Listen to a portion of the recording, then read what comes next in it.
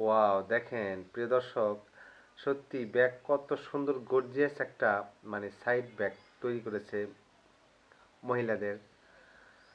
অসাধারণ, আধা পুরাতন একটা জিন্স প্যান্ট থেকে। দেখেন প্রসেসিংটা, দেখেন ভিডিও দেখানো প্রসেস অনুযায়ী আপনি বানাতে পারবেন। প্রসেসটা একবার দেখুন। এটা মেয়েদের লেডিস আর কি ব্যাগ, সাইড ব্যাগ।